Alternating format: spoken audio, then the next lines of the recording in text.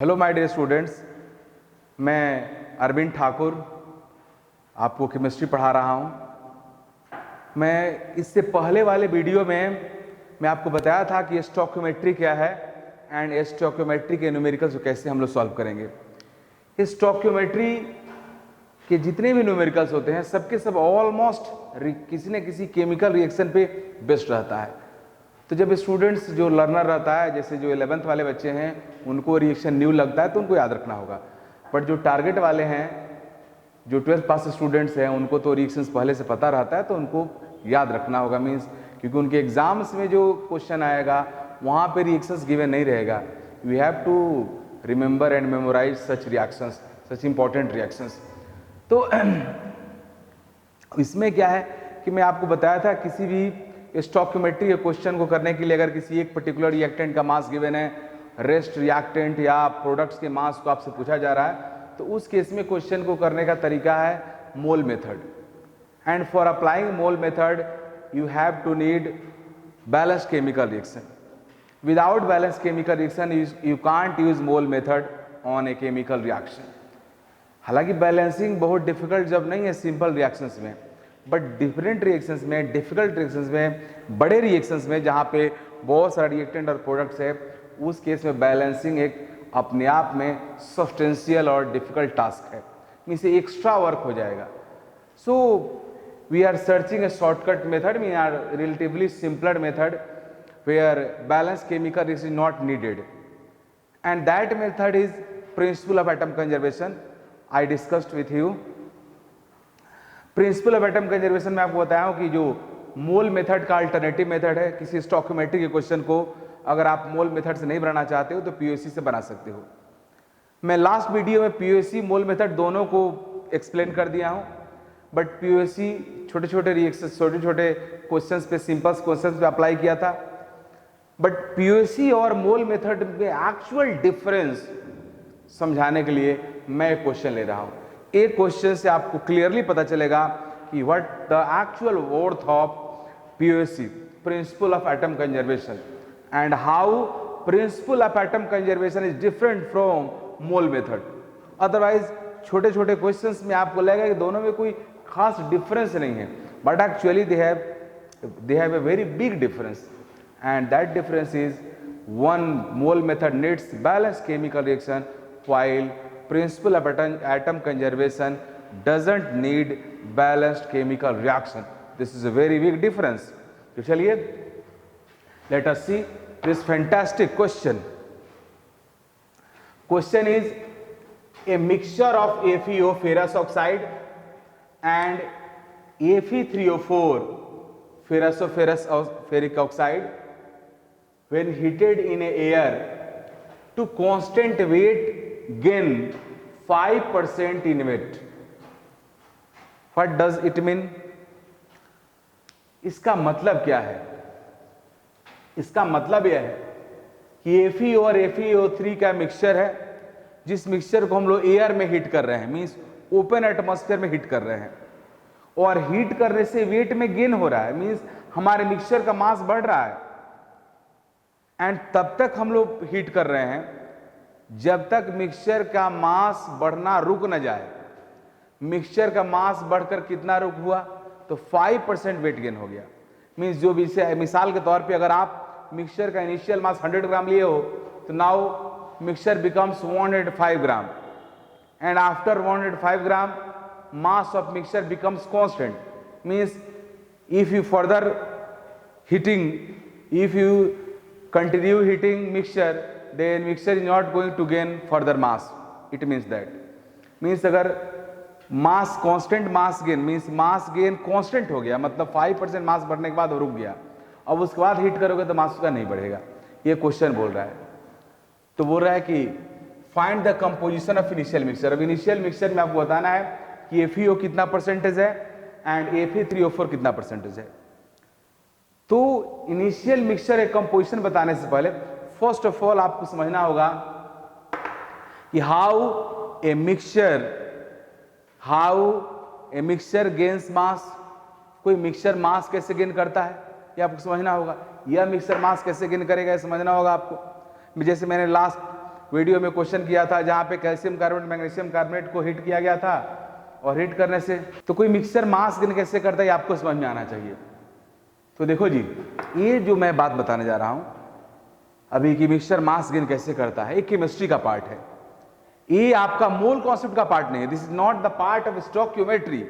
अब 11th के जो स्टूडेंट्स है वो अगर समझे बोलेंगे कि सर ये बात मैं समझूंगा, तो नहीं समझेंगे। अभी मैं उनको बता रहा हूं तो उनको समझ में आ गया, क्योंकि ये चीजें केमिस्ट्री में आपको आगे पढ़ना है। तो अभी मैं बता रहा हूं, इस बात को आप समझो। ये जो फेरस और फेरसोफेरिक ऑक्साइड का मिक्सचर है, मीन्स FeO एंड FeO3 का, इसमें गौर से देखो। FeO मैं आगे चल के आपको पढ़ाऊंगा कि FeO में आयरन का ऑक्सीडेशन और +2 है, एंड Fe3O में आयरन एक Fe3O एक्चुअल में FeO एंड Fe2O3 का मिक्सचर होता है। तुमसे पढ़ा होगा कि जब कोई element more than 1 oxidation number show करता है, तो जिस कंपाउंड में उसका ऑक्सीडेशन नंबर कम रहता है उसको अस बोलते हैं, जिसमें ज़्यादा रहता है उसको इक बोलते हैं। तो FeO में आयरन का ऑक्सीडेशन +2 है तो इसको बोलेंगे फेरस ऑक्साइड, और Fe2O3 में आयरन का ऑक्सीडेशन नंबर, ये सारी चीज़ें हम लोग आगे पढ़ेंगे, 11th वाले बच्चों को टेंशन लेने की बात नहीं है। Fe2O3 में आयरन का ऑक्सीडेशन नंबर +3 होता है, इसलिए इसको फेरिक ऑक्साइड बोलते हैं। तो होता यह है कि जब भी आप किसी आयरन के ऑक्साइड को ओपन एटमॉस्फेयर में हीट करोगे तो ऑक्सीजन गैस से कंबाइन करके टोटल का टोटल आयरन फेरिक ऑक्साइड में कन्वर्ट हो जाता है। Whenever you will heat mixture of iron oxide and iron oxide in open atmosphere, after heating all iron oxide will be converted into iron ferric oxide, Fe2O3 में convert होता है। ये आपको पता होना चाहिए क्योंकि अब मोर स्टेबल ऑक्साइड इसका फॉर्म होता है। यही वजह है कि जब आप इस मिक्सचर को हीट करोगे तो ये मिक्सचर का FeO ऑक्सीजन गैस से कंबाइंड होकर के Fe2O3 में कन्वर्ट हो जाएगा। तो ऑक्सीजन गैस इसके साथ मिक्स हो गया, तो अब जो प्रोडक्ट का मास होगा Fe2O3 का जो मास होगा डेफिनेटली FeO से ज्यादा होगा, जिसकी वजह से आपके मिक्सचर का मास गेन हो रहा है। उसी तरह से जब Fe3O4 को आप हीट करोगे, ये भी ऑक्सीजन गैस से कंबाइंड होकर के Fe2O3 में कन्वर्ट होगा, because Fe3O4 has also FeO। Fe3O4 में भी FeO है, तो इसका भी जो FeO है ये भी Fe2O3 में कन्वर्ट हो जाएगा।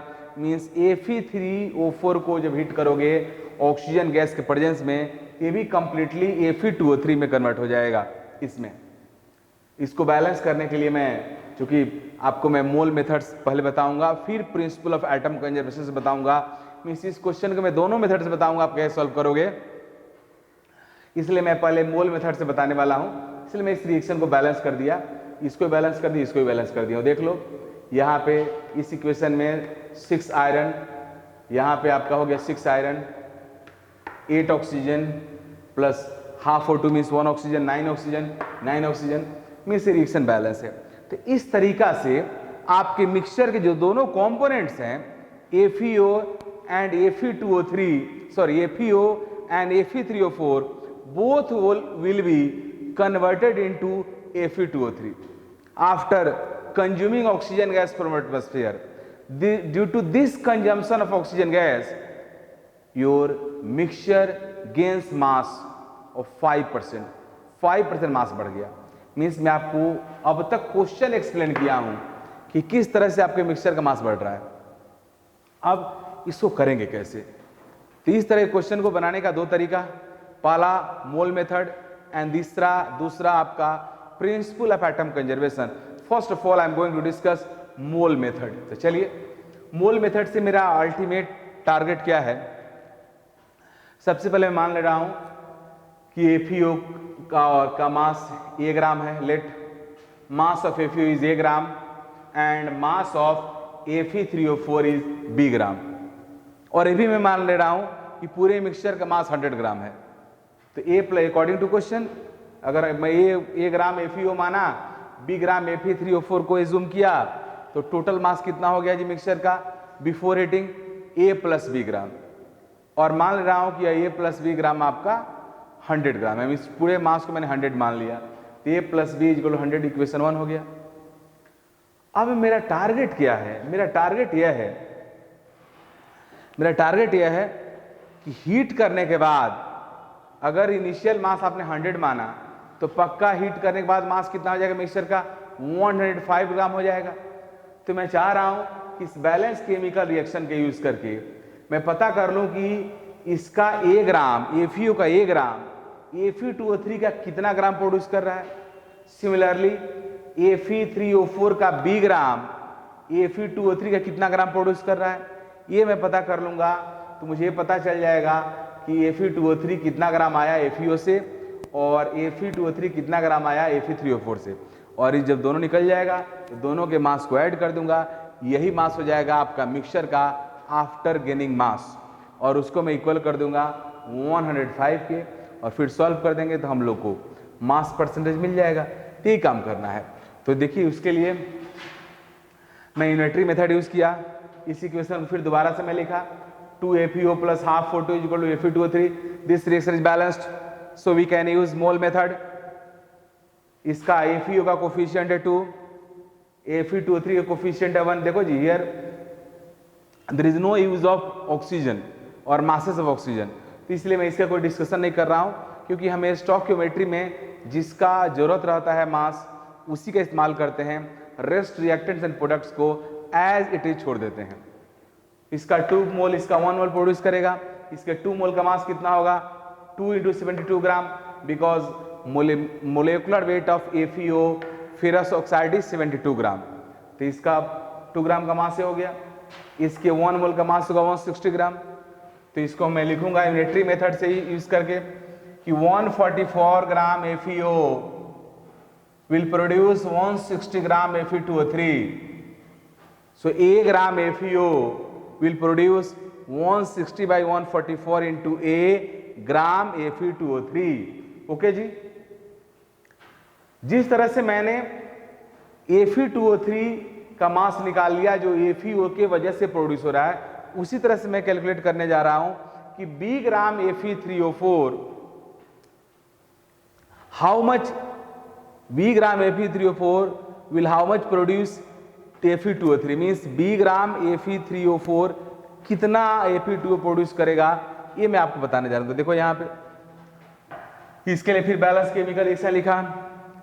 2 मीन्स Fe3O4 का कोफिशिएंट 2 है एंड Fe2O3 का कोफिशिएंट 3 है। It means 2 mole of Fe3O4 will produce 3 mole of Fe2O3 after reacting with oxygen gas.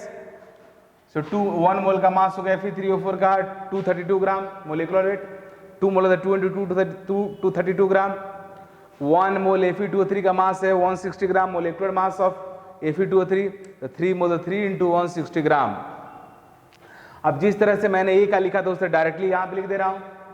वही कहा होगा कि आपका FeO3 का 464 ग्राम, इसका 3 × 160 ग्राम प्रोड्यूस कर रहा है, इसका B ग्राम कितना प्रोड्यूस करेगा, तो इतना बटा इतना इंटू B, तो डायरेक्टली मैं लिख दिया कि similarly B gram of Fe3O4 will produce 160 × 3 by 464 into B gram of Fe2O3।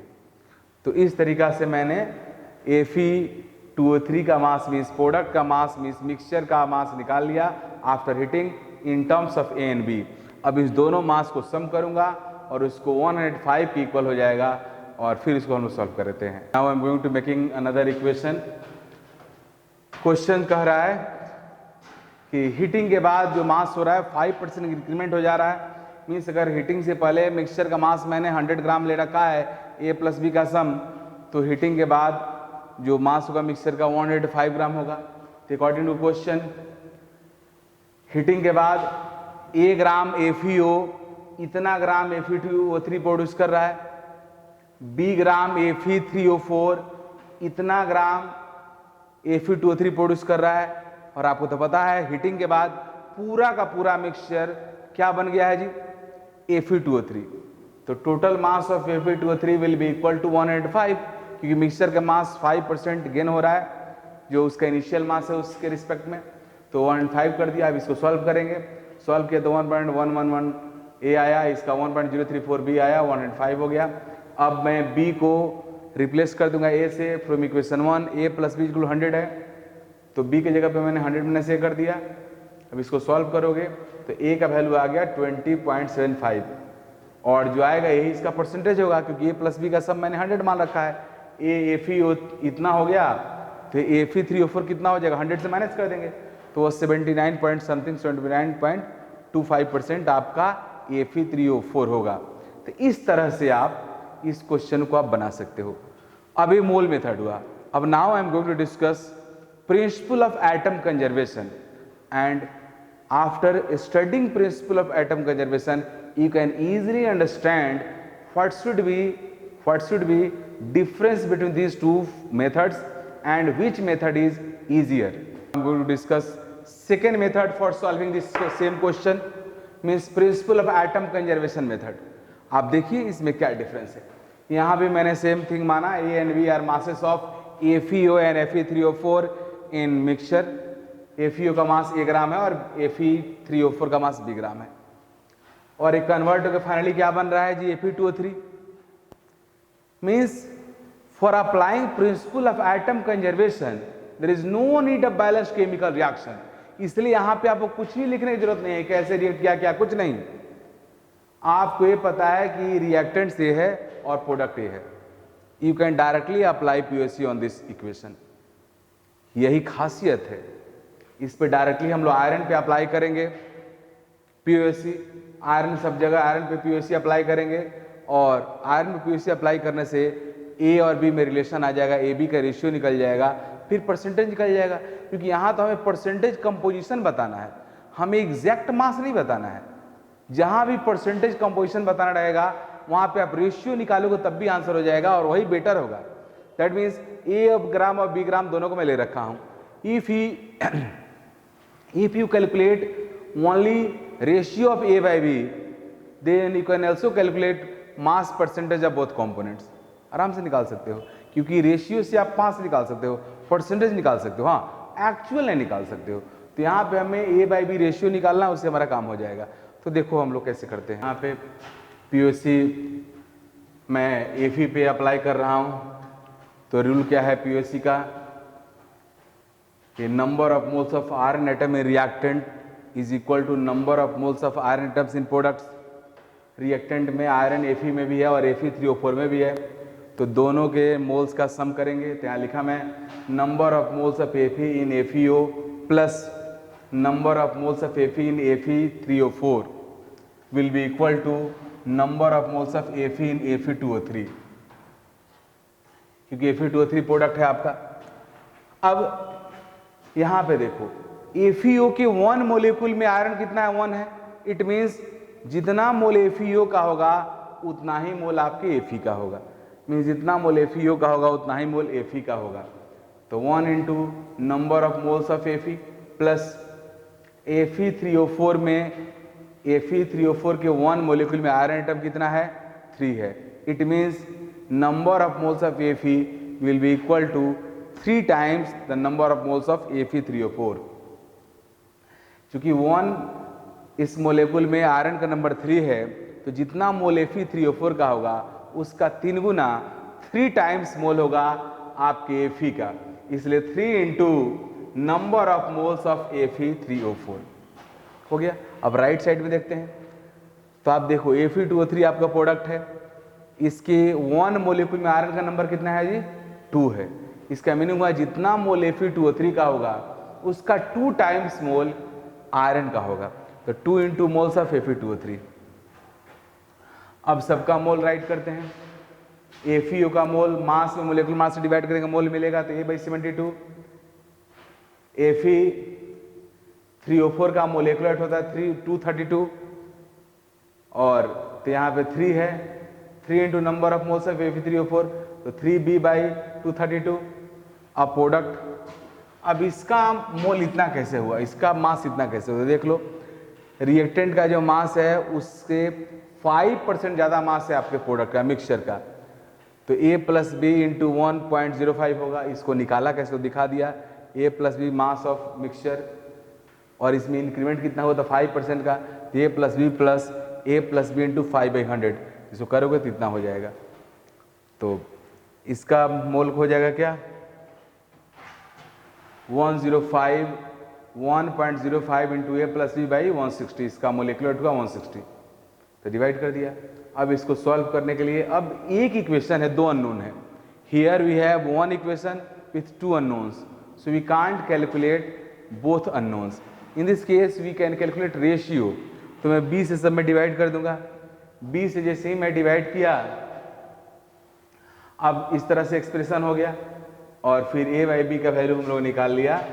a by B का वैल्यू है 81/319, और a बाई बी जब निकल गया तो परसेंटेज ऑफ FeO आप निकाल सकते हो, क्योंकि ऊपर का जो मास है मीन्स A और B का मीन्स FeO और Fe3O4 का मास रेशियो 81/389 है। तो परसेंटेज ऑफ FeO निकालना हो तो क्या करेंगे, मास of FeO means 81 by total mass of mixture 81 + 319 into 100, तो 20% के आसपास आ गया।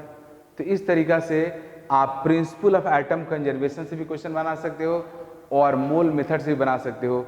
अब आप सोचिए कि आपको ईजियर कौन लग रहा है, लेकिन जहाँ तक मेरा मशवरा है कि ये ज़्यादा आपको ईजियर लग रहा होगा, क्योंकि इसमें आपको बैलेंस्ड केमिकल रिएक्शन लिखने से आप बच गए। Now I am going to discuss a very important point in stereochemistry, that is limiting reactant और लिमिटिंग रिएजेंट। लिमिटिंग रिएक्टेंट और लिमिटिंग रिएजेंट आपसे डिस्कस करने में जा रहा हूं। जब भी किसी स्टोइकियोमेट्री के क्वेश्चन में अगर मोर देन वन रिएक्टेंट्स है और किसी एक रिएक्टेंट का मास गिवन है, तब तो उसको डायरेक्टली आंसर कर सकते हो। बट अगर मोर देन वन रिएक्टेंट्स है और मोर देन वन रिएक्टेंट का मास गिवन है, फिर आपसे पूछ रहा है कि what will be the product formed, तो उस केस में आप आंसर डायरेक्टली नहीं कर सकते हो। उस केस में आपको लिमिटिंग रिएक्टेंट का जानना बेहद जरूरी है। तो मैं क्या बोल रहा हूं वो तो जब क्वेश्चन देखो तब पता चलेगा, लेकिन उससे पहले लिमिटिंग रिएक्टेंट और लिमिटिंग रिएजेंट समझो क्या है। लिमिटिंग रिएक्टेंट वह रिएक्टेंट होता है किसी केमिकल रिएक्शन का, वह रिएक्ट अगर लिमिटिंग रिएक्टेंट कॉन्सेप्ट तभी एग्जिस्ट करेगा when reaction has more than one reactants. If reaction has only one reactant, then limiting reactant और limiting reagent has no meaning. But if reaction has more than one reactants, in that case limiting reactant exists, and limiting reactant वह reactant है जो किसी chemical reaction during 100% consumed हो जाता है। Limiting reactant वह reactant है जो किसी chemical reaction के during सबसे पहले खत्म होता है। Limiting reactant वह reactant है जो किसी chemical reaction के during completely exhaust हो जाता है, 100% consumed हो जाता है। Limiting reactant वह reactant है जो किसी केमिकल रिएक्शन में प्रोडक्ट के फॉर्मेशन को लिमिट करता है। लिमिटिंग रिएक्टेंट वह रिएक्टेंट है जो हमें यह बताता है कि प्रोडक्ट कितना मैक्सिमम फॉर्म हो सकता है। मींस लिमिटिंग रिएक्टेंट वह रिएक्टेंट है जो maximum product formed in a particular chemical reaction के बारे में आइडिया देता है। तो लिमिटिंग रिएक्टेंट इतना इंपॉर्टेंट आइडिया देता है, तो फिर लिमिटिंग रिएक्टेंट को हम लोग पहचानेंगे कैसे, तो वही मैं आपको बताने जा रहा हूँ। लिमिटिंग रिएक्टेंट कैसे पहचानेंगे वो मैं आपको समझाने जा रहा हूं। तो इसका एक ही तरीका है, लिमिटिंग रिएक्टेंट वह रिएक्टेंट है जो किसी केमिकल रिएक्शन में पहले खत्म हो जाए। जो पहले खत्म हो जाएगा उसी को हम बोलेंगे लिमिटिंग रिएक्टेंट। जैसे मिसाल के तौर पे अगर आपके घर में शरबत बनाना है, गर्मी के दिन है और गेस्ट आए हुए, शरबत बनाना है। शरबत के लिए, सिरप के लिए, शरबत के लिए दो मेन इंग्रेडिएंट्स है, first water and second sugar. ये दो चीज आपके पास है तो आप शरबत बना सकते हो। हाँ, अपार्ट फ्रॉम दिस टू आप उसके बाद फ्लेवर, कलर वो सब डालता है, लेकिन उसका कोई मतलब नहीं है। शरबत के लिए दो ही चीज है। अब आपके घर में शरबत कितना बनेगा, मान लो आपके घर में गेस्ट आ गया है, बहुत सारे लोग गेस्ट आ गए हैं, तो आपके घर में कितना शरबत बन सकता है ये किस पे डिपेंड करेगा। तो पानी और चीनी दो फैक्टर है जो शरबत बनाएगा। तो क्लियर है कि हम लोग यहाँ इंडिया में पानी कोई कमी नहीं है। हर घर में टैप लगा हुआ है, नल है या हैंडपंप है, जिससे आप जितना चाहो उतना पानी ले सकते हो। तो आपके घर में कितना शरबत बन सकता है वो कौन डिसाइड करेगा? पक्का चीनी, क्योंकि हर आदमी के घर में 1 KG, 2 KG, 3 KG, 4 KG, 5 KG, 6 KG चीनी रहता है। इससे ज़्यादा ऐसा नहीं रहता 50 केजी चीनी कोई लेकर घर में रखता है, वो संभव नहीं है। तो चीनी लिमिटेड है। अगर शरबत बना 10, 20, 25, 50, 100 आदमी आ गया तो खत्म कौन होगा जी? चीनी। क्या खत्म नहीं होगा? पानी। तो आपके घर में कितना शरबत बनेगा, विच कंपोनेंट विल डिसाइड? तो शुगर विल डिसाइड। इसका मीनिंग हुआ कि शरबत का फॉर्मेशन अगर केमिकल रिएक्शन हुआ तो वहां पे शुगर क्या हुआ? लिमिटिंग रिएक्टेंट हुआ, वो लिमिट कर देगा। अगर मान लो तुम्हारे घर में 1 kg ही शुगर है तो आप 10 आदमी को ही 15 आदमी को ही शरबत पिला सकते हो, उससे ज़्यादा नहीं बना सकते हो। तो मैक्सिमम कितना शरबत बनेगा किसने डिसाइड किया? शुगर, क्योंकि पानी की तो कमी है नहीं, आराम से 2-3 बाल्टी पानी भर लोगे और शरबत बना सकते हो। तो पानी की कमी नहीं है, पानी खत्म नहीं होगा। कौन खत्म होगा? शुगर। तो शुगर वहां पे क्या हो गया बाबू? Limiting reactant. एंड शुगर ही डिसाइड करेगा कि हाउ मच यू मेड और यू प्रिपेयर सिरप और शरबत, वो डिसाइड करेगा। तो उसी तरह से शरबत के फॉर्मेशन में शुगर जिस तरह से लिमिटिंग रिएक्टेंट होता है, उसी तरह से किसी केमिकल रिएक्शन में जो कंपोनेंट पहले खत्म हो जाएगा, जो रिएक्टेंट पहले एग्जॉस्ट होगा, जो रिएक्टेंट कंप्लीटली खत्म हो जाएगा, वही कहलाएगा लिमिटिंग रिएक्टेंट। क्योंकि किसी केमिकल रिएक्शन के प्रोडक्ट को प्रोड्यूस करने के लिए जितने रिएक्टेंट्स है सबका होना जरूरी है। जैसे देखिए यहाँ पे अब एक chemical reaction A + B arrow sign C, balance chemical reaction gives that 1 mole A combines with 1 mole B to produce 1 mole C। Means 1 mole C produce करने के लिए A के 1 मोल को B के 1 मोल से कंबाइन करना पड़ेगा, तब जाकर के C का 1 मोल प्रोड्यूस होगा। This stoichiometric coefficient gives. अब मैं इस रिएक्शन में आपको 10 मोल दिया हूं A का और 15 मोल दिया हूं B का। अब आपसे पूछा जा रहा है कितना मोल C फॉर्म होगा? तो T = 0। T = 0 का मीनिंग है जिस समय से आप काम स्टार्ट करते हो, जब भी कोई ऑब्जर्वेशन करते हो, आप एक्सपेरिमेंट करते हो, कोई परफॉर्म करते हो, तो जिसमें शुरू करते हो आपके लिए T = 0 हुआ, और जितना देर तक करोगे उतना उसका टाइम होगा। तो जिसमें मैंने वेजल में रिएक्टेंट A और B ले रखा है वो टेम्परेचर T = 0 का रिप्रेजेंट कर रहा है। अब ये भी आपस में रिएक्शन करेगा। बैलेंस केमिकल रिएक्शन बता रहा है कि ये जो कि स्टोइकोमेट्रिक कोफिशिएंट्स होता है वह बताता है कि रिएक्टेंट्स का और प्रोडक्ट का आपस में मोलर रेशियो क्या है। इसका कोफिशिएंट 1 है, इसका भी कोफिशिएंट 1 है। इट मींस A का 1 मोल B के 1 मोल से कंबाइन करके C का 1 मोल प्रोड्यूस करेगा, C का 1 मोल प्रोड्यूस करेगा। तो इसका A का 10 मोल B के 10 मोल से कंबाइन करके, मींस इसका तो इनिशियली 15 मोल दिया हुआ है, इनिशियली इसका 0 मोल होगा, क्योंकि जिस समय आप वेजल में रिएक्टेंट को रखते हो उसी समय प्रोडक्ट का फॉर्मेशन नहीं होता है। Product formation is started after putting reactants in a vessel and you will get product after some time. कुछ समय बाद ही आपको प्रोडक्ट मिलेगा। तो T = 0 पे प्रोडक्ट 0 होगा, but after at reaction at time T और after formation of product form हो गया था at time T, means A का 10 मोल B के 10 मोल से कंबाइंड करके C का 10 मोल प्रोड्यूस करेगा। तो इसका 10 मोल कंबाइंड किया, 10 मोल का 10 मोल प्रोडक्ट में कन्वर्ट हो गया, तो बचा कितना जी? 0।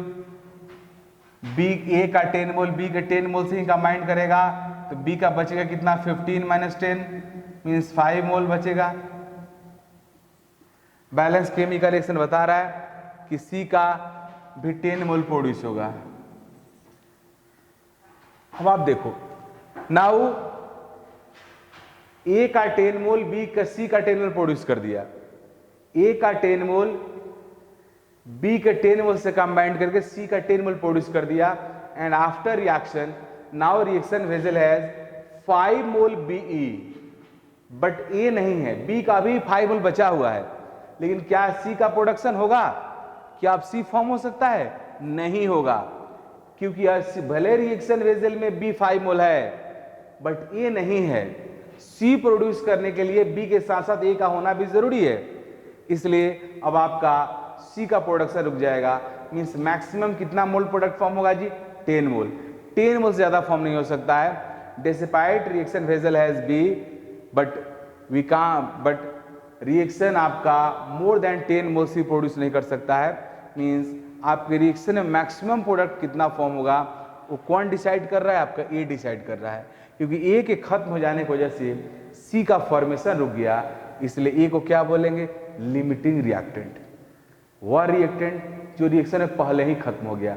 बी अभी बचा हुआ है 5 मोल, बट ए खत्म हो गया, तो ए लिमिटिंग रिएक्टेंट हुआ। लिमिटिंग रिएक्टेंट का मैं आपको डेफिनेशन नहीं बताया हूं। लिमिटिंग रिएक्टेंट वह रिएक्टेंट होता है जो रिएक्शन में पहले खत्म हो। लिमिटिंग रिएक्टेंट वह रिएक्टेंट होता है जो रिएक्शन ड्यूरिंग 100% एग्जॉस्ट हो जाए, मींस खत्म हो जाए, तो ये हो रहा है। लिमिटिंग रिएक्टेंट वह रिएक्टेंट है जो किसी केमिकल रिएक्शन में 100% कंज्यूम्ड हो जाए, मींस पूरी तरह से प्रोडक्ट में कन्वर्ट हो जाए, तो हो गया कि एट टाइम टी और after reaction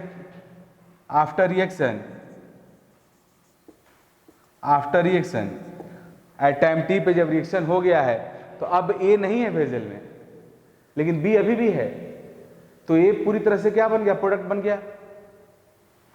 limiting reactant is that reactant which limits formation of product, means product which limits maximum amount of product. Maximum amount of product कितना होगा उसको लिमिट करता है, तो यही डिसाइड करता है। आप देख रहे हो कि ए का 10 मोल, सी का 10 मोल प्रोड्यूस किया, जबकि बी का अभी भी 5 मोल बचा हुआ है, बट सी का फॉर्मेशन अब नहीं होगा। सो सी के फॉर्मेशन को किसने लिमिट किया?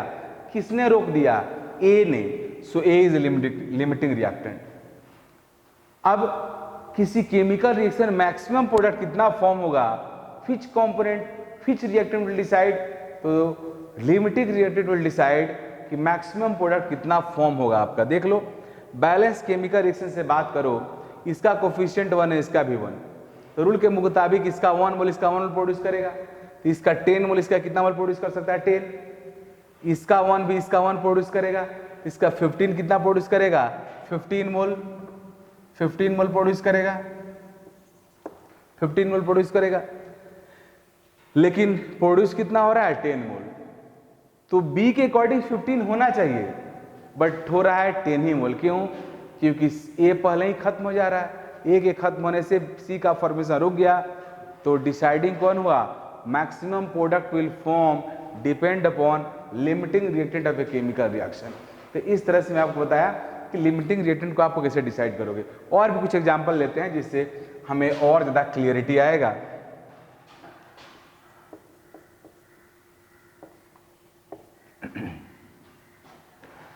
देखो जी, यहां से मैं डायरेक्ट यहां से भी समझ सकता था, ए के 1 मोल को बी का 1 मोल चाहिए सी प्रोड्यूस करने के लिए, तो ए के 10 मोल को बी का 10 मोल चाहिए, लेकिन है कितना? 15, तो बचा कौन रह जाएगा? बी।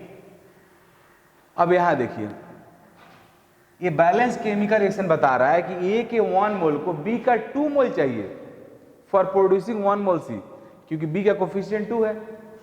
अब यहां मैं दे रहा हूं ए का 20 मोल एंड बी का 30 मोल। अब आपको बताना है कि ए और बी में लिमिटिंग रिएक्टेंट कौन होगा। तो बैलेंस केमिकल रिएक्शन बता रहा है कि ए के 1 मोल को बी का 2 मोल चाहिए सी प्रोड्यूस करने के लिए, तो ए के 20 मोल को बी का कितना चाहिए? 40 मोल चाहिए, लेकिन बी का है कितना मोल जी? 30 है। इसका मीनिंग हुआ कि बी पहले ही खत्म हो जाएगा, तो लिमिटिंग रिएक्टेंट कौन हो जाएगा? बी। अब कई बार स्टूडेंट को ऐसा लगता है कि सर यहां तो बी ही ज्यादा है, फिर लिमिटिंग कैसे बी होगा? तो बी ज्यादा है, लेकिन इस केमिकल रिएक्शन बी खर्च भी ज्यादा हो रहा है।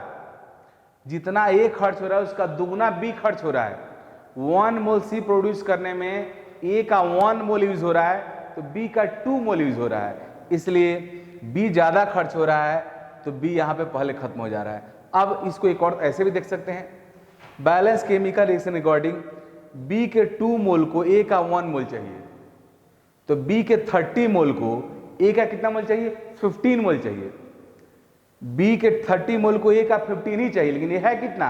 20 है। इसका मीनिंग हुआ बचा कौन रह जाएगा? ए।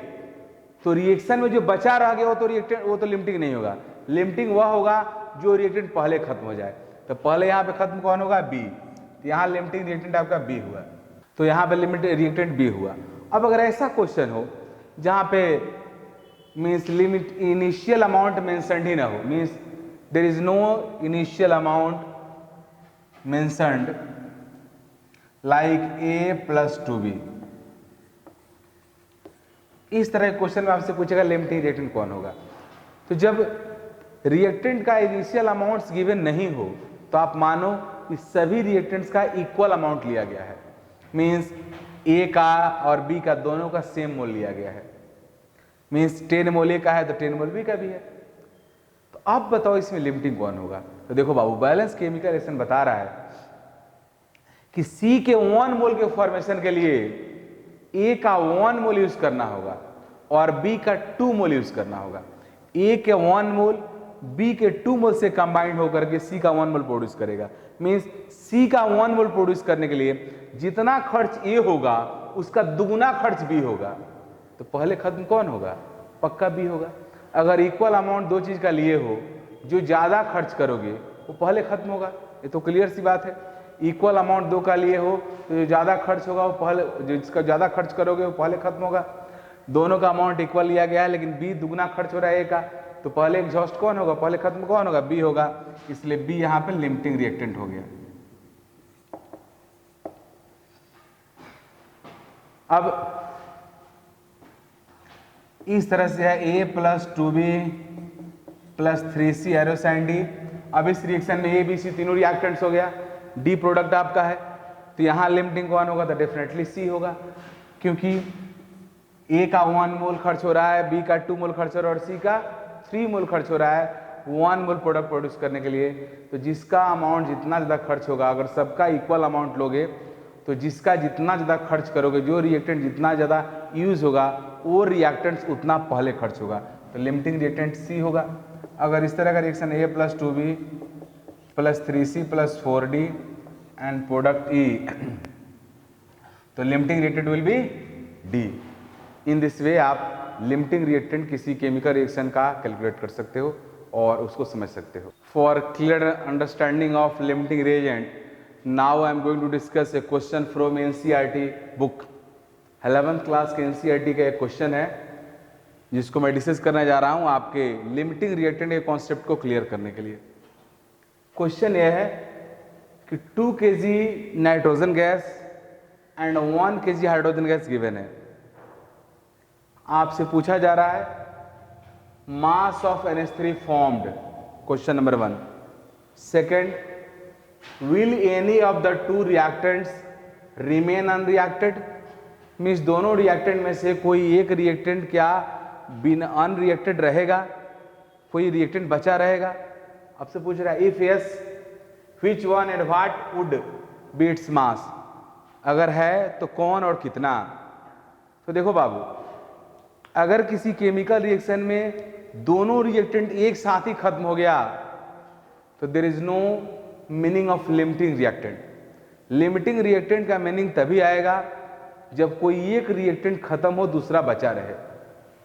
तो इस क्वेश्चन में अगर दोनों रिएक्टेंट एक साथ खत्म हो जाएगा तब तो कोई नहीं बचा रहेगा, लेकिन अगर कोई बचा रहता है इसका मीनिंग वो पक्का लिमिटिंग रिएक्टेंट होगा। तो इस क्वेश्चन को हम लोग कैसे बनाएंगे? तो सबसे पहला काम तो हमारा यह है कि how could you decide where is concept of limiting reactant is required और वेयर इज नॉट। किस क्वेश्चन में लिमिटिंग रिएक्टेंट का कॉन्सेप्ट जरूरी है और कहाँ नहीं है, ये कैसे डिसाइड करेंगे हम लोग? तो उसका तरीका यह है कि किसी भी स्टोइकियोमेट्री के क्वेश्चन में अगर मोर देन 1 रिएक्टेंट्स है और मोर देन 1 रिएक्टेंट का अगर मास और मोल गिवन है और किसी दूसरे प्रोडक्ट का पूछ रहा, प्रोडक्ट या किसी का पूछ रहा है, तो पक्का वो केस है लिमिटिंग रिएक्टेंट का। अगर मोर देन 1 रिएक्टेंट है और सबका मास दिया हुआ है तो उस केस में बिना पता किए, without knowing which reactant is limiting reactant, you can't answer correct, you can't correct answer. उस केस में आप सही आंसर कर ही नहीं सकते हो। अगर मोर देन 1 रिएक्टेंट का अमाउंट दिया हुआ है तो आपको पहले लिमिटिंग पता करना ही होगा, तभी करेक्ट आंसर होगा। तो सेम क्वेश्चन यहाँ भी है, दोनों का मास दिया हुआ है, इसका मीनिंग को पहले लिमिटिंग पता करो। अब लिमिटिंग पता करने का क्या तरीका है, क्योंकि लिमिटिंग रिएक्टेंट जैसे ही पता होगा वैसे ही क्लियर हो जाएगा कि मैक्सिमम प्रोडक्ट कितना फॉर्म होगा। अगर लिमिटिंग रिएक्टेंट पता चल गया तो पता चल गया कि जो लिमिटिंग है उसको छोड़कर जो दूसरा रिएक्टेंट है वो बचा रहेगा, तो भी क्लियर हो गया। फिर हम लोग कितना बचा वो भी निकाल सकते हैं। तो सबसे पहले हम लोग जा रहे हैं लिमिटिंग रिएक्टेंट निकालने। अब लिमिटिंग रिएक्टेंट कैसे निकालेंगे जी? तो लिमिटिंग रिएक्टेंट निकालने का तरीका यह है कि किसी केमिकल रिएक्शन में जितने भी रिएक्टेंट्स है सबके अकॉर्डिंग प्रोडक्ट को एस्टिमेट करो। मीन्स ऑल रिएक्टेंट के अकॉर्डिंग आप बैलेंस केमिकल रिएक्शन के बेसिस पे प्रोडक्ट के अमाउंट को एस्टिमेट करो कि कितना प्रोडक्ट फॉर्म होगा। जिस रिएक्टेंट के अकॉर्डिंग प्रोडक्ट मिनिमम फॉर्म होगा that reactant will B limiting reactant. Means किसी केमिकल रिएक्शन में अगर मोर देन वन रिएक्टेंट है तो सबके अकॉर्डिंग प्रोडक्ट को आप एसेस करो, एस्टिमेट करो। जो रिएक्टेंट सबसे कम प्रोडक्ट प्रोड्यूस करेगा वही रिएक्टेंट लिमिटिंग रिएक्टेंट होगा, और उसी रिएक्टेंट के अकॉर्डिंग जो प्रोडक्ट का अमाउंट एस्टिमेट होगा उतना ही एक्चुअल में प्रोडक्ट फॉर्म होगा। मतलब यहाँ पे देखिए नाइट्रोजन और हाइड्रोजन दोनों के अकॉर्डिंग मैं गेस करने जा रहा हूँ कितना अमोनिया फॉर्म होगा। जो जिसके अकॉर्डिंग अमोनिया कम फॉर्म होगा वही लिमिटिंग होगा, और उसी के अकॉर्डिंग जो अमोनिया फॉर्म्ड होगा उतना ही एक्चुअल में अमोनिया फॉर्म होगा। चलिए सॉल्व करते हैं क्वेश्चन को। पहले हम लोग इस बैलेंस केमिकल रिएक्शन को लिखते हैं। N2 3H2 गैस 2NH3, इसका 1 मोल, इसके 1 मोल का मास कितना होता है जी? इसका 3 मोल, इसका 2 मोल, इसके 1 मोल का मास हुआ 28 gram, because molecular weight of nitrogen gas is 28 gram. Hydrogen gas के 1 मोल का मास 2 ग्राम, 3 मोल तो 6 ग्राम। चूंकि अब मास में ही दिया हुआ है इसलिए डायरेक्टली मैं मास में कैलकुलेट करना चाहता हूं। इसका 2 मोल तो 2 इंटू 17 ग्राम मीन्स 34 ग्राम इसका हो गया। तो मैं एस्टिमेट करने जा रहा हूं कि नाइट्रोजन गैस के अकॉर्डिंग मैक्सिमम कितना अमोनिया फॉर्म होगा, हाइड्रोजन के अकॉर्डिंग कितना होगा।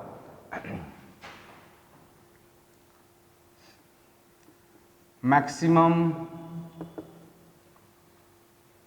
अमाउंट ऑफ प्रोडक्ट फॉर्म्ड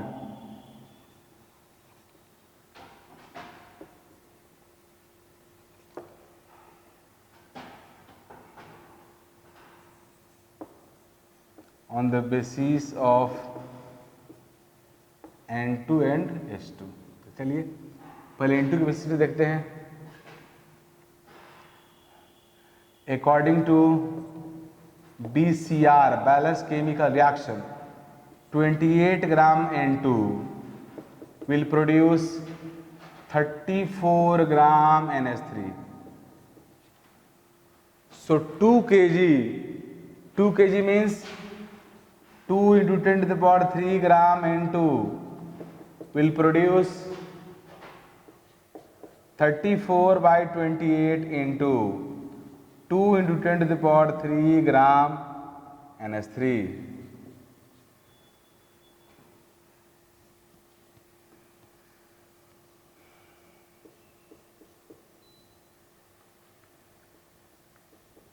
तो कितना हो गया जी? ये आपका आ गया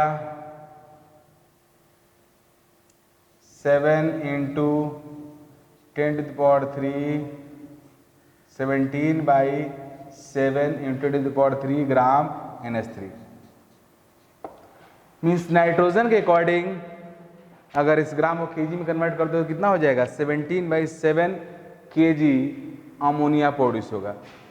मीन्स ये हो गया 17 बाई 7 kg NH3 प्रोड्यूस होगा। नाइट्रोजन गैस के according 17 by 7 kg ammonia produce होगा। अब मुझे पता करना है कि हाइड्रोजन गैस के अकॉर्डिंग कितना होगा, तो फिर वही कहानी रिपीट होगा। यहाँ पे इस साइड में लिख रहा हूं according to BCR, according to BCR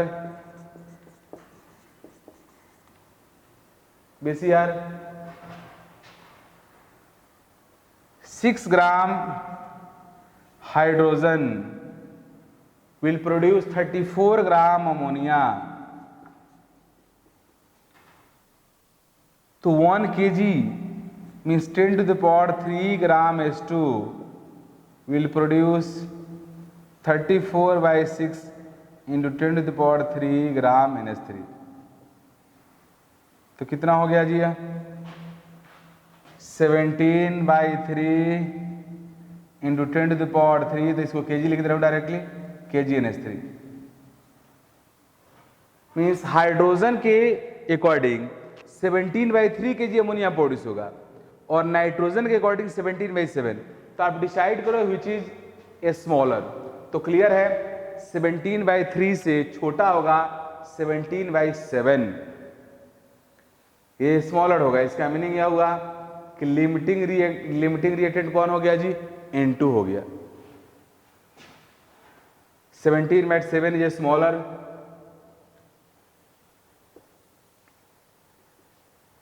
here 17 by 7 kg is a smaller than 17 by 3 kg, so N2 is limiting reactant। पता चल गया? तो जो लिमिटिंग रिएक्टेंट होता है उसके according minimum amount of product form होता है और जो लिमिटिंग के अकॉर्डिंग प्रोडक्ट फॉर्म होता है that is actual product formed in this reaction. तो एक्चुअली अमोनिया इस रिएक्शन से कितना फॉर्म होगा? तो 17 by 7 kg। तो पहला क्वेश्चन का आंसर हो गया, फर्स्ट क्वेश्चन का आंसर आपका हो गया 17 by 7 kg फॉर्म होगा।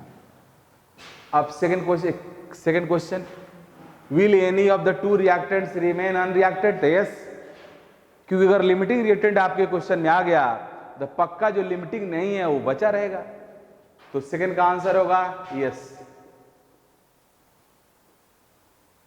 अब हो रहा है थर्ड में कि if yes then which one, कौन एंड कितना। तो इसका आंसर होगा कौन होगा जी? तो H2 रहेगा। अब कितना रहेगा वो हम देखने जा रहे हैं। तो कितना H2 बचा रहेगा वो अब हम लोग निकालने जा रहे हैं। How much H2 is unreacted during this reaction हमें कैलकुलेट करना है। मीन्स कितना वो अनरिएक्टेड है, तो हम यह कैलकुलेट करेंगे कि कितना रिएक्टेड है, मीन्स कितना रिएक्ट कर गया, कितना हाइड्रोजन गैस नाइट्रोजन से रिएक्ट करके अमोनिया प्रोड्यूस कर दिया, वो पता करेंगे। क्योंकि नाइट्रोजन तो एग्जॉस्ट हो जा रहा है कंप्लीटली, तो मुझे यही पता करना है कि 2 kg नाइट्रोजन कितना kg हाइड्रोजन से रिएक्ट करता है। 2 kg नाइट्रोजन जितना kg हाइड्रोजन से रिएक्ट करेगा वह होगा रिएक्टेड हाइड्रोजन का अमाउंट। रिएक्टेड हाइड्रोजन के अमाउंट को एक्चुअल अमाउंट मीन्स 1 kg से माइनस कर देंगे, जो आएगा 1 रिएक्टेड हो जाएगा। तो according to BCR balanced chemical reaction 28 gram N2 will react with 6 gram H2। तो कितना ग्राम N2 जी? 2 kg N2 कितना रिएक्ट करेगा? तो 2 kg N2 will react with 6 by 28 into 2 into 10 to the power 3, या डायरेक्टली लिखो 2 kg H2।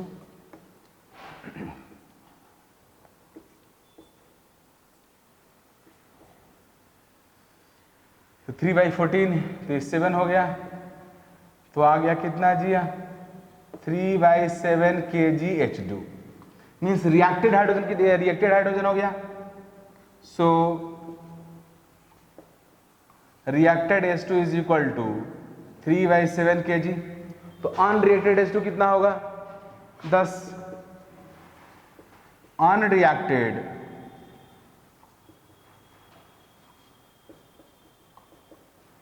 One minus 3 by 7 कितना हो जाएगा? 4 by 7 kg। तो यह आंसर होगा। इस तरह से आप आंसर करोगे। लिमिटिंग रिएक्टेंट का इस तरह से क्वेश्चन बनता है। अब इसके बाद में दूसरा क्वेश्चन डिस्कस करूंगा आपसे, जिससे और कॉन्सेप्ट आपका क्लियर हो इस टॉपिक का। This is very interesting question on limiting reactant.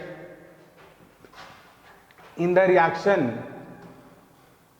4A plus 2B plus 3C एरोसाइन A4B2C3 means ABC3 reactants है जो आपस में रिएक्ट करके प्रोडक्ट फॉर्म हो रहा है कर रहा है।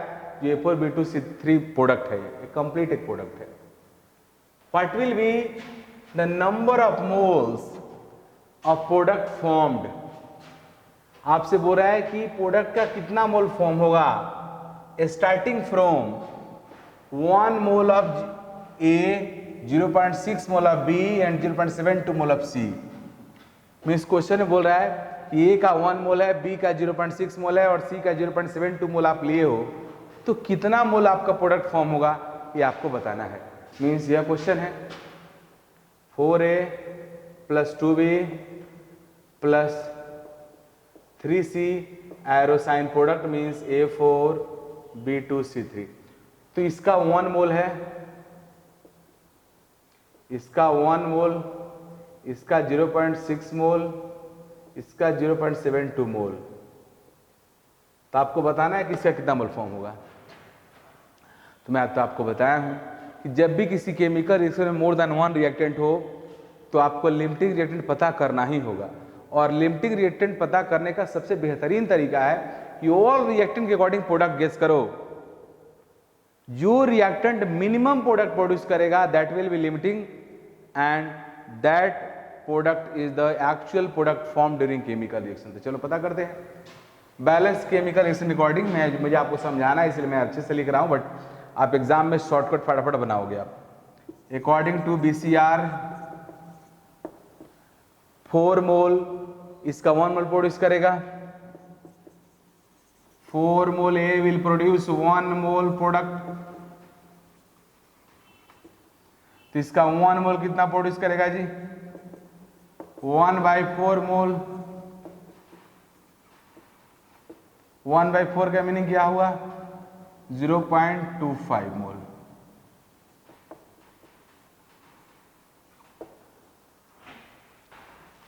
इतना हो गया। अब हम लोग पता करते हैं B का। तो B के अकॉर्डिंग इसका 2 मोल, इसका 1 मोल प्रोड्यूस करेगा। तो 0.6 कितना प्रोड्यूस करेगा ये 0.3। 2 mole B will produce 1 mole product. तो 0.6 मोल कितना प्रोड्यूस करेगा 1/2 into 0.6 mole means 0.3 mole produce करेगा B के अकॉर्डिंग। अब C का पता करो। According to BCR 3 mole C will produce 1 mole product. तो 0.72 मोल कितना प्रोड्यूस करेगा 1/3 इंटू 0.72 मोल कट कर दो 0.24 मोल हो गया। मीन्स आंसर कितना आया इससे 0.24 मोल प्रोडक्ट। देख लो तीनों मिनिमम कौन है, सबसे कम यही है। तो लिमिटिंग रिएक्टेंट कौन हो गया C। इसके अकॉर्डिंग जो प्रोडक्ट होगा आंसर होगा। तो आंसर यह होगा 0.24 mole of product. This question is past question of IIT। हालांकि क्वेश्चन एग्जाम्स में ये रिएक्शन आपको नहीं दिया हुआ था, लेकिन मैं रिएक्शन लिख दे रहा हूँ क्योंकि आप अभी जस्ट केमिस्ट्री पढ़ रहे हो। लेकिन एग्जाम जब देने जाओगे एग्जामिनेशंस में सब रिएक्शंस नहीं रहेगा, डायरेक्टली लैंग्वेज में बोलेगा कि बेरियम क्लोराइड सोडियम फॉस्फेट से 0.5 mole barium chloride 0.2 mole sodium phosphate से कंबाइन कर रहा है, तो मैक्सिमम कितना मोल बेरियम फॉस्फेट फॉर्म होगा। तो ये रिएक्शन आपको समझ में आना चाहिए। यहाँ मैं बैलेंस लिख दिया हूँ। इस बैलेंस केमिकल रिएक्शन में वैसे क्वेश्चन में दिया हुआ है कि बेरियम क्लोराइड का 0.5 मोल है, सोडियम फॉस्फेट का 0.2 मोल है। तो क्वेश्चन पूछ रहा है maximum amount of barium phosphate formed is. तो बैलेंस केमिकल रिएक्शन के अकॉर्डिंग देख लो, दोनों के अकॉर्डिंग डिसाइड करेंगे कितना फॉर्म होगा। जिसके अकॉर्डिंग मिनिमम होगा वो लिमिटिंग होगा, लिमिटिंग के अकॉर्डिंग एक्चुअल आंसर होगा। तो according to BCR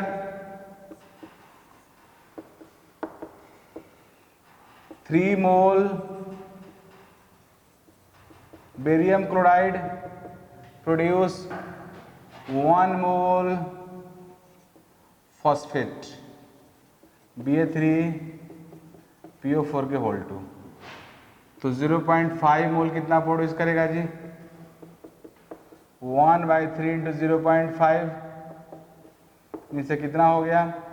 0.5/3।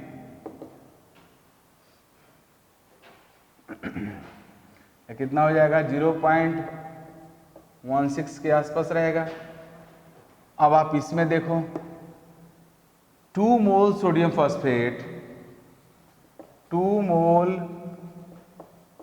Sodium phosphate will produce 1 mole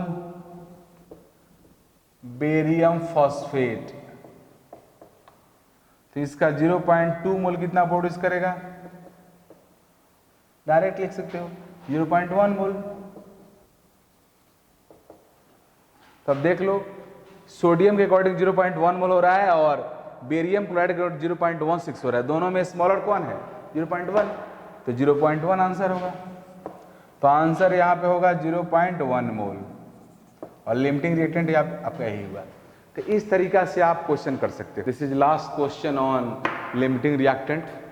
फिर बाद में जब पूरा मोल कॉन्सेप्ट कंप्लीट हो जाएगा तो फिर हम लोग समराइज करके मिसलेनियस क्वेश्चंस करेंगे, बट एक लिमिटिंग रिएक्टेंट टॉपिक पे लास्ट क्वेश्चन गौर से देखिए। ये काफ़ी डिफरेंट क्वेश्चन अब तक जितने आप किए हो उसमें से। Equal weights of phosphorus and oxygen are heated in a closed vessel producing P2O3 and P2O5 in a 1:1 mole ratio. If the limiting component is exhausted, find which component and what fraction of it is left over. मतलब question बोल रहा है कि एक vessel में phosphorus और oxygen का equal मास लेकर के हम लोग हीट कर रहे हैं। हीट करने से P2O3 एंड P2O5 दोनों इक्वल फॉर्म हो रहा है। मीन्स दोनों का मोलर रेशियो जो फॉर्म हो रहा है वो 1:1 है, मीन्स इक्वल मोल दोनों फॉर्म हो रहा है। तो पूछ रहा है कि इसमें हो रहा है कि limiting component is exhausted, means कोई एक कॉम्पोनेंट है जो लिमिटिंग रिएक्टेंट है। तो क्लियर है, लिमिटिंग रिएक्टेंट एग्जॉस्ट हो जाता है रिएक्शन ड्यूरिंग। तो यहां भी हो रहा है। तो पूछ रहा है कि कौन बचेगा, मीन्स यहां पे क्लियर नहीं कि लिमिटिंग कौन है। तो पूछ रहा है कि जो लिमिटिंग एग्जॉस्ट हो गया तो उसके बाद जो दूसरा लेफ्ट ओवर रहा, मीन्स जो बच गया, तो कितना फ्रैक्शन बचा। तो फर्स्ट ऑफ ऑल इस क्वेश्चन में आपको पता करना होगा लिमिटिंग कौन है। जैसे ही लिमिटिंग डिसाइड होगा पता चल जाएगा कौन बचेगा। जो लिमिटिंग नहीं होगा वो बचेगा तो कितना बचा वो पता कर लो। तो फ्रैक्शन निकालना है तो जो बचा है उसका मोल उसमें डिवाइड कर दो एक्चुअल मोल से, जो आएगा वो फ्रैक्शन होगा। परसेंटेज में दिखाना होगा तो 100 से मल्टीप्लाई कर दो। यही हमारा स्ट्रैटेजी होगा। चलिए सबसे पहले मैं क्या कर रहा हूँ, सबसे पहले बता रहा हूँ ऐसे P4O2 रिएक्शन करके P2O3 ने P2O5 प्रोड्यूस कर रहा है। यहाँ मैं रिएक्शन को बैलेंस नहीं करने जा रहा हूँ, उसकी जरूरत नहीं है। दोनों का 1:1 मोल फॉर्म हो रहा है, दोनों को कंबाइन कर दो, दोनों का इक्वल मोल है। तो कंबाइंड इनका मोलिकुलर फॉर्मूला क्या हो गया जी? P4O8 मीन्स 4 फास्फोरस को 8 ऑक्सीजन चाहिए। 4 फास्फोरस को 8 चाहिए, means phosphorus and oxygen atom का जो रेशियो है 1:2 है। 4 फास्फोरस को 8 ऑक्सीजन चाहिए, तो 1 फास्फोरस को कितना ऑक्सीजन चाहिए? 2 चाहिए। यहाँ पे लिखा हुआ है 10 1 mole of P needs 2 mole of oxygen. इस तरह के रिएक्शन को करने के लिए फास्फोरस के 1 मोल को ऑक्सीजन का 2 मोल चाहिए। फिर let mass of P is m gram, so mass of oxygen is also m gram, also m gram. ये क्वेश्चन के अकॉर्डिंग दोनों का मास सेम है। फास्फोरस ऑक्सीजन दोनों का इक्वल मास रख लिया है। तो फास्फोरस के मास को मैंने m माना तो ऑक्सीजन का मास भी m हो गया, because they have equal weights. मीन्स अब तक जो डिस्कशन हुआ उसमें मैं ये पता कर लिया कि फास्फोरस का जितना मोल चाहिए उसका दुगना, फास्फोरस का अगर 1 मोल है तो उसको ऑक्सीजन का 2 मोल चाहिए। दोनों का मास इक्वल है तो m मास मान लिया, तो number of mole of phosphorus will क्या होगा? m/31। m mass of phosphorus 31, atomic weight of phosphorus. Number of moles of oxygen क्या होगा? m/16। 16 is the atomic weight of oxygen. दोनों का मोल निकल गया। अब क्वेश्चन के according 2 moles O oxygen combined with 1 mole phosphorus, oxygen का 2 मोल phosphorus के 1 से कंबाइंड करेगा, तो ऑक्सीजन का m/16 मोल फास्फोरस के कितना मोल से कंबाइंड करेगा जी, तो m/32 से, क्योंकि जितना मोल ऑक्सीजन है, ऑक्सीजन का है उसका आधा मोल फास्फोरस से कंबाइंड करेगा। ऑक्सीजन का 2 फास्फोरस के 1 से, तो ऑक्सीजन के m/16 फास्फोरस के m/32 से कंबाइंड करेगा, क्योंकि m/16 में 2 से डिवाइड करोगे तो क्या आएगा, m/32 आएगा, इतना मोल से। तो ऑक्सीजन का मास मोल है कितना, m/16 है, और फास्फोरस से कितना मोल से कंबाइंड कर रहा है, m/32, और एक्चुअल फास्फोरस है कितना, m/31। m/32 जो है वो m/31 से कम है, इसका मीनिंग हुआ कि फास्फोरस कुछ ना कुछ बचा रहेगा, फास्फोरस लेफ्ट ओवर रहेगा, और आपका ऑक्सीजन यहाँ पे लिमिटिंग रिएक्टेंट होगा, क्योंकि ऑक्सीजन कंप्लीटली एग्जॉस्ट हो जाएगा। सो P is left over and moles of unreacted phosphorus कितना होगा, m/31 एक्चुअल है, m/32 रिएक्ट कर गया तो बचा कितना, m/31 माइनस m/32, तो इतना मोल फास्फोरस का बचा हुआ है। तो 10 fraction of P left over, phosphorus का कितना मोल लेफ्ट ओवर रहेगा उसका फ्रैक्शन। तो फ्रैक्शन निकालने का मीनिंग होता है जितना मोल बचा हुआ उसको ऊपर रखो और टोटल मोल से डिवाइड करो, फ्रैक्शन होगा। तो m/31 माइनस m/32 फास्फोरस का मोल बचा हुआ है, फास्फोरस का एक्चुअल मोल था m/31, उसे डिवाइड कर दो, फ्रैक्शन आ गया। लेकिन अगर फ्रैक्शन को आप परसेंटेज में कन्वर्ट करना चाहते हो तो 100 से मल्टीप्लाई कर दो, तो 3.12% आपका फास्फोरस लेफ्ट ओवर रहेगा। तो यह एक यूनिक क्वेश्चन हुआ लिमिटिंग रिएक्टेंट पे। तो इस तरह से लिमिटिंग रिएक्टेंट के क्वेश्चंस को आप बना सकते हो। आपको यही देखना है मैन कि अगर किसी केमिकल रिएक्शन में मोर देन 1 रिएक्टेंट का अमाउंट अगर गिवन है तो पक्का क्वेश्चन लिमिटिंग रिएक्टेंट का है। Without identify limiting reactant you can't correct answer of question.